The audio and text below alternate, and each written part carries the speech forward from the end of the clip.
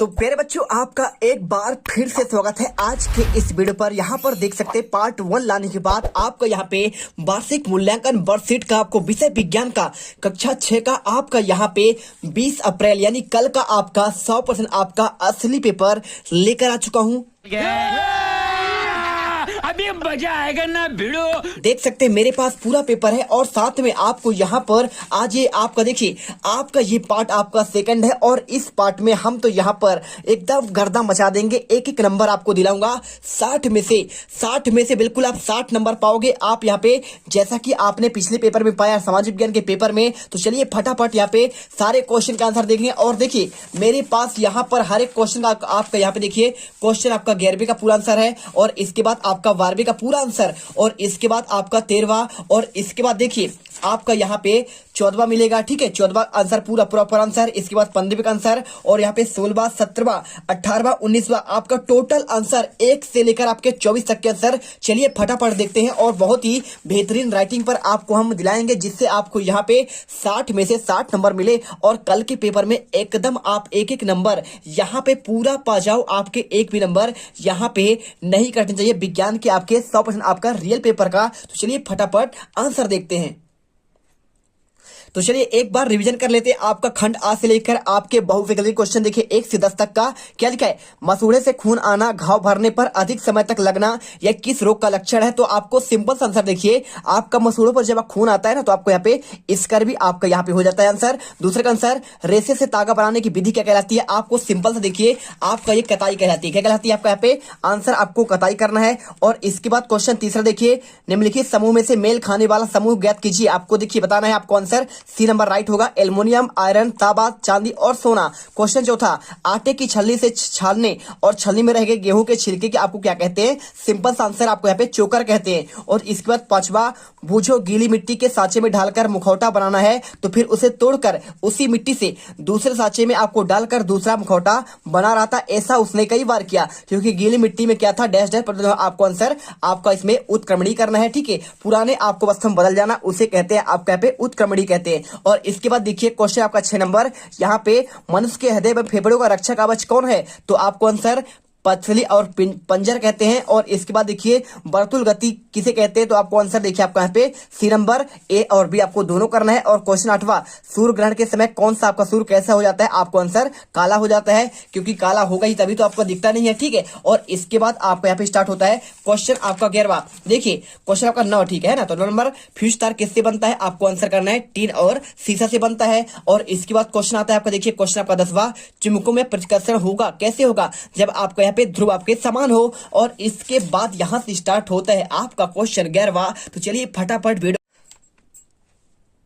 Question number 14 देखिए अपसाधन, निस्तारण और आपको यहाँ पे निस्यंदन के आपको विधियों को समझाना है। बहुत सिंपल क्वेश्चन है 3 नंबर का, आपको तीनों को समझाना है। पहला आपका यहाँ पे लिखा है अपसाधन। तो क्या होता है किसी तरल में उपस्थित जैसे आपका यहाँ पे कोई आपका द्रव हो या फिर आपका यहाँ पे क्या हो सकता है गैस भी हो सकता है आपका यहाँ पे। ठीक है, तो तरल मतलब आपका यहाँ पे गैस। देखिए तो यहाँ पर जो है आपका यहाँ पे या फिर आपका द्रव हो या फिर गैस हो तो तरल में उपस्थित आपके कणों का यहाँ पे तली में बैठ जाना। ठीक है, इसे ही कहते हैं तलछटीकरण या फिर आपका यहाँ पे अपसाधन। ठीक है, और इसके बाद आपका लिखा है निस्तारण। तो देखिए निस्तारण क्या होता है अपसाधन के बाद की क्रिया, मतलब उसे क्या करते हैं अपसाधन होने के बाद उससे क्या करते हैं आपका दूसरे आपके कोई और यहाँ पे आपका जो टैंक होता है उसमें डालते हैं तो बैठने के बाद तो उसे कहते हैं आपको यहाँ पे निस्तारण कहलाती है। ठीक है, उसके बाद की क्रिया। और निस्यंदन क्या होता है निस्तारण के बाद की क्रिया, महीन कणों को अलग करना यह कहलाता है आपका यहाँ पे निस्यंदन। सिंपल सा है। और इसके बाद क्वेश्चन आपका 15वां पत्ती का नामांकित चित्र बनाकर उसके विभिन्न आपके यहाँ पे भावों के आपको नाम लिखना है। देखिए भाग कौन कौन पर्णाधार, पर्णव्रंत और आपका है पर्णफलक। ठीक है, सिंपल सा आपको चित्र बनाना है और चित्र बनाने के बाद आपको यहाँ पे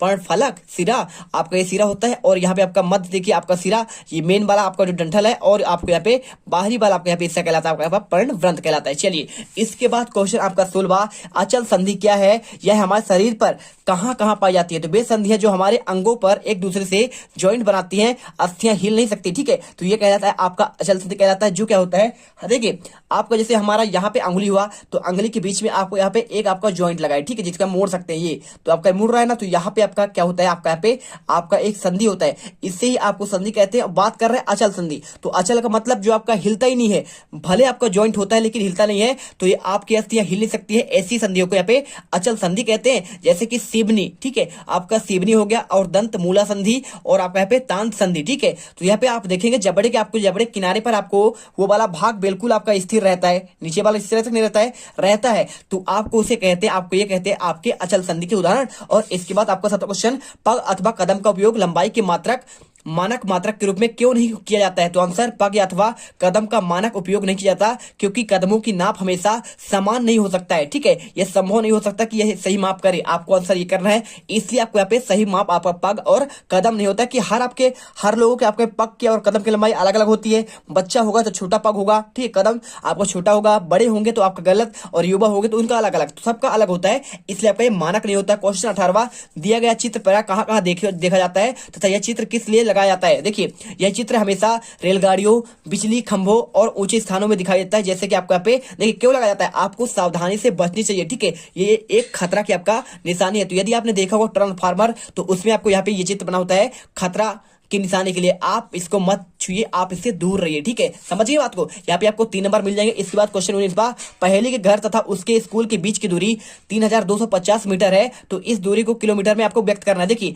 1 किलोमीटर बराबर कितना होता है आपका 1000 मीटर, और आपको यदि क्या करेंगे, देखिए अब 1 किलोमीटर बराबर आपका 1000 मीटर होता है, तो यहाँ पे आपका 3250 मीटर है, तो इसमें आपको भाग करना पड़ेगा 1000 मीटर में, सेम करना पड़ेगा। 1000 मीटर होता है 1 किलोमीटर में, तो आपको इसको किलोमीटर बदलना है, तो सिंपल सा 3250 में 1000 का भाग दीजिए, 3.250 आपका किलोमीटर आंसर होगा। इसके बाद क्वेश्चन आपका 20वां, कशेरुक किसे कहते हैं? एक मेरुदंड में कितने आपके कशेरुकाएं होती हैं? तो जीव जंतु के शरीर के लिए कशेरुक दंड आवश्यक अंग है, और कशेरुक दंड हमारी पीठ के मध्य रेखा से सिर के धड़ के निचले और सिरे तक फैली होती है, और पुरुषों में लगभग 71 सेंटीमीटर और महिलाओं में 61 सेंटीमीटर होती है, और इसकी संख्या आपका 33 है। सिंपल सा बात, आपको आंसर यहाँ पे ये करना पड़ेगा। तो देखिए, हमने आपको 1 से लेकर 20 तक आपको बेहतरीन आंसर दिए हैं। आपका 20 का आंसर, इसके बाद 18 का आंसर, 19 का, यहाँ पे 17, 16 और यहाँ पे 15 और 14, ठीक है। यहाँ पे आंसर देख लिए, इसके आपके पहले देखेंगे तो आपको यहाँ पे आंसर आपको मिल जाएगा। देखिए, आपको यहाँ पे 13 का,